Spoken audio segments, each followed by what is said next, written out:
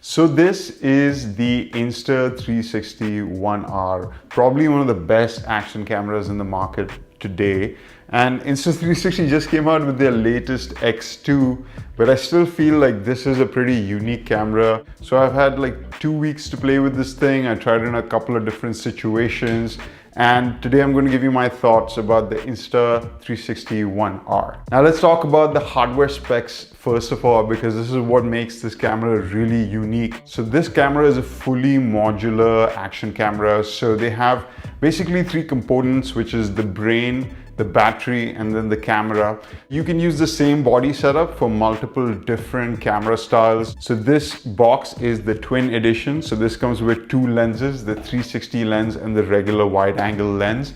And then they also have a third lens, which is the 1-inch sensor lens for this same camera. So the idea is that you should be able to use the same brain for all these different lenses and the same battery. Using the regular camera, you can also decide whether you want this to be a self-facing screen or you want to have it, away from you. So it supports both modes, which is super cool. You can hot swap the batteries. If one of the components goes bad, you can just replace that one. So I really like this idea of this whole modular design. It's quite easy to use. It doesn't seem like it would be waterproof, but it is. I did try it out in a couple of different situations when me and my family went for a staycation last weekend, and we were playing around with it in the water and it seemed to be perfectly fine. So definitely the modular aspects of this camera are very cool. But in this review, I'm not going to focus about the other lenses because I honestly haven't really tried them out. The main camera that I was interested in with the Insta360 1R is the 360 camera, because that gives you the most unique look and the most unique experience from any other action camera on the market. So let's talk about it. The last video I published on this channel was a vlogging test with the Insta360 1R. That was my first day using the camera, and I was just taking it out, testing it out, seeing how it sounds, seeing how it looks, what you can do with it in post-processing. And I was seriously impressed. First of all, the field of view is absolutely amazing. You can get up to a 140-degree angle. So that is massive, more than any GoPro is capable of. And it gives you this really unique look, which I don't think any other non-360 camera can replicate, because it's just capturing everything all around you and above you. So you can decide where you want to look and up to 140 degrees without distorting the image. Other absolutely amazing thing about this camera is that it can delete your selfie stick in post-processing. There's actually two lenses on this camera, for the front and the back. So it's getting 180 degrees on this side and 180 degrees on this side, and then stitching that together in the body itself to give you that complete 360 look. Now, it doesn't work with the GoPro mount for a tripod mount like this, but Insta360 does give you a special mount over here, which is a bit more low profile, and then you can put it on any selfie stick. This is a very basic mobile selfie stick that I had. They don't give you the selfie stick in the box, but I was able to use this and I got great results with that. It completely deletes the whole selfie stick from the video automatically, and it gives us incredible effect. It feels like there's like a drone following you around. So that is one of the coolest features about this camera. The second thing which I got kind of used to after using this camera is that you don't have to care about which direction the camera is pointing in, right? So typically you'd want to frame your shot, make sure everything is in frame, and then maybe the angle and all that. You don't have to care about any of that with this camera. You just stick it out. It's capturing everything at every angle. You can go on your computer, on your phone, decide the angle and the shot, move between different angles in the same shot. So all that flexibility is amazing. If you're looking for more details about the Insta 1X2, a lot of that same stuff will apply to this camera as well. Now this camera will record in 360, 5.7K up to 30 frames a second, 4K up to 50 frames a second.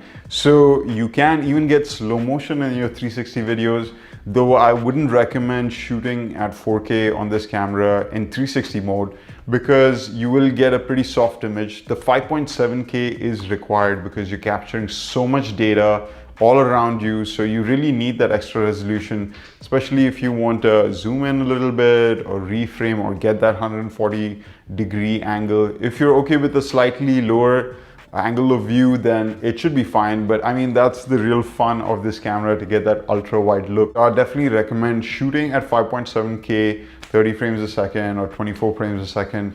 That should give you the best results.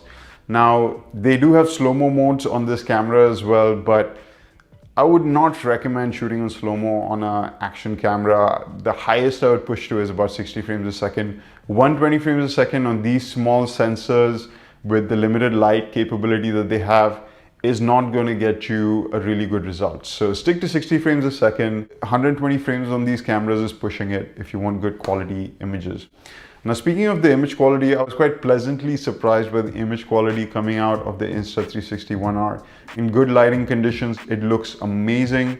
You can actually zoom in a little bit as well because of that extra high resolution, really crisp images. You do have to be a little bit careful when you're handling the camera, because if you touch one of the lenses, you will get a little bit of a blur. That's kind of your fault, that's not the camera's fault. And at this incredible size, at 5.7K, I would say it's super nice. Now, the actual usability of this camera, I would say, is more of you set it once and then you just hit record and that's it.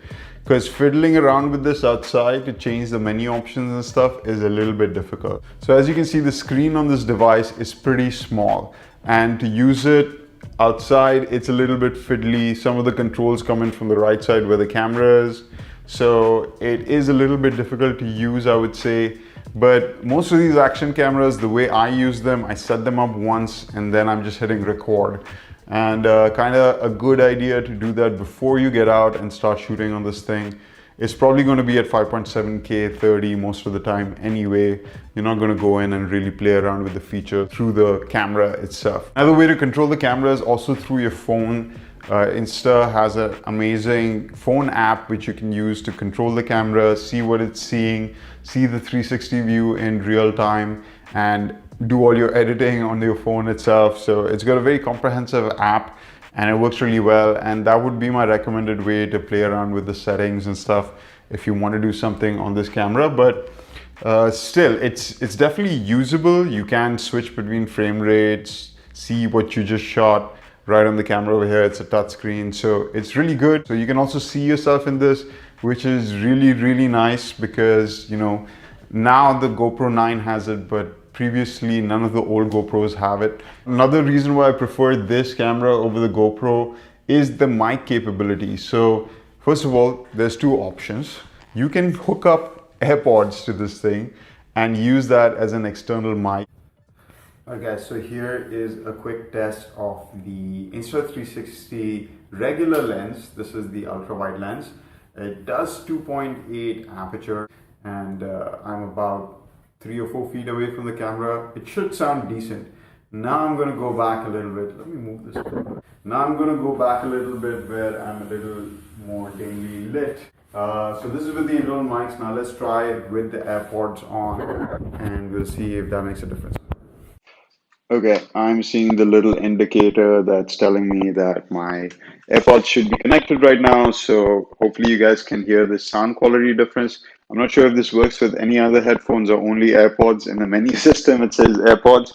But let's test it out with the AirPods. Now I'm walking away from the camera and I'm going pretty far away, out of frame even. And you should still be able to hear me pretty clearly. So now I'm turning away from the camera and talking over here. I'm not talking super loud or anything, but you guys should still be able to hear me. Now this is one of the best features about this action camera. You know how hard it is to get good sound on an action camera? And now the Insta360 one allows you to just connect a Bluetooth mic essentially to your Insta360. GoPro makes this such a headache. GoPro, you guys need to fix this like right now. Please allow better mic functionality with the GoPros. Sound quality coming out of the Insta360 ONE, I would say, is not that great. You'd probably want to use some kind of external mic on this. So it's nice to have that AirPods functionality. And the other thing is you can just use a USB-C to mic adapter and connect this into your helmet, or if you want some kind of lav mic, or you want to put some kind of, you know, directional mic on top of this. So much simpler than what GoPro makes you do, which is put like this media case on it, or have this huge audio adapter on it, which I just had to go through to fit on my helmet since I'm planning to do some motor vlogging and stuff. It's a pain. I would have gone with this instead for any kind of motor vlogging setup. A battery life on this thing is all right. So I shot with this for about 2 or 3 hours for the previous vlog, on and off. So with the 32 GB card in here, I got about 30 minutes of 5.7K at 24 frames a second. So it is a bit of a memory hog.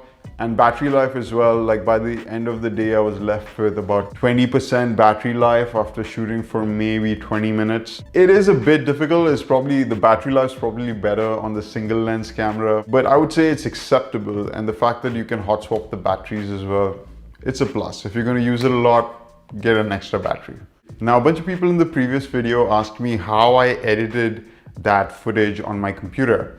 So this is a little bit tricky. So you have to download the Insta360 Studio. It's available for Mac and for PC. And then from there, you can do the editing within the app itself, but I prefer using Final Cut Pro. And Final Cut Pro does have all the inbuilt functionality to deal with 360 video. But the Insta360 image format for this video is its own custom format. It's .instv, something like that. So you need to convert those videos into MP4 videos or whatever format that you prefer. And then that video can be inputted into Final Cut Pro and then used for editing. So it took me a little bit time to figure this out. The app crashed on me a couple of times while I was trying to export the footage. Don't try to export it to an external drive. Export it directly onto your local drive and you should be fine. It took me a while to figure that out. Exporting to an external drive just crashes the program. But once you get those files in there, from there on, the files are pretty easy to work with, especially in a program like Final Cut Pro.